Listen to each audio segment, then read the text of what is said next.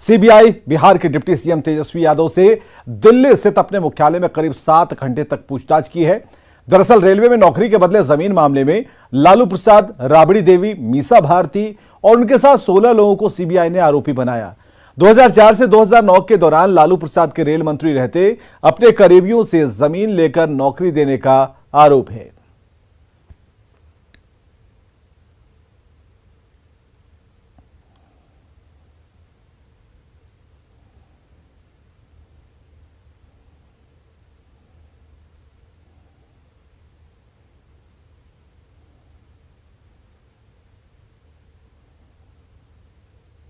तो दिल्ली से बड़ी खबर, जहां करीब 7 घंटे तक पूछताछ हुई है और मीसा भारती ने बाहर निकलते ही पूछताछ के बाद पत्रकारों के सवालों का जवाब दिया। मीडिया के सामने जैसे ही आई उन्होंने अपनी बात रखी।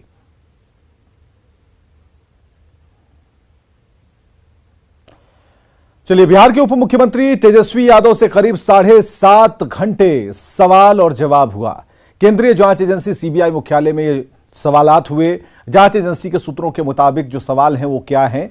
पहला सवाल ये कि आप अपना नाम और अपने परिवार के सदस्यों का नाम लिखिए। दूसरा सवाल ये कि आप तो फिलहाल बिहार के उप मुख्यमंत्री हैं, इसके साथ साथ आपके इनकम का साधन क्या है? तीसरा सवाल ये कि आपके परिवार में आपके अलावा कौन कौन कमाते हैं, मतलब आपके घर में आपकी पत्नी या फिर अन्य सदस्यों के इनकम के स्रोत क्या हैं, सोर्स क्या हैं? चौथा सवाल यह कि आपके नाम से और आपकी पत्नी के नाम से कितनी प्रॉपर्टी, जमीन, कोठी या फिर आवास है और इसके साथ ही कहां कहां स्थित है उसके बारे में बताएं। इसके साथ ही कितने कृषि योग्य खेत, जमीन या कारोबारिक प्रतिष्ठान हैं। सवाल यह भी था कि बिहार के पटना समेत अन्य जिलों में क्या आपके नाम से या फिर आपके परिवार के नाम से कोई पैतृक संपत्ति है, या आपने खरीदा हो या फिर किसी अन्य शख्स द्वारा गिफ्ट या दान में दिया गया हो। सवाल यह था कि आप साल 2004 के बाद से अब तक कितनी कंपनियों के मालिक, निदेशक या फिर कंपनी के बोर्ड में शामिल हुए हैं, उसका डिटेल्स दें।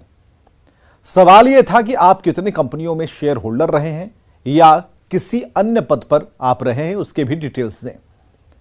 सवाल यह था कि क्या आप इनकम टैक्स फाइल करते हैं, अगर करते हैं तो पिछले 5 साल का आईटीआर किस सीए के मार्फत आपने फाइल किया है, आपके सीए का नाम क्या है।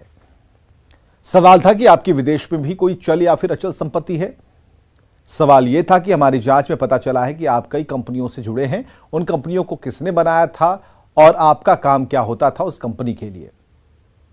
सवाल था दिल्ली एनसीआर में आपके नाम से डायरेक्टर के तौर पर या फिर परोक्ष तौर पर कोई कारोबारी प्रतिष्ठान, दुकानें, मॉल या फिर अन्य कोई प्रॉपर्टी है क्या।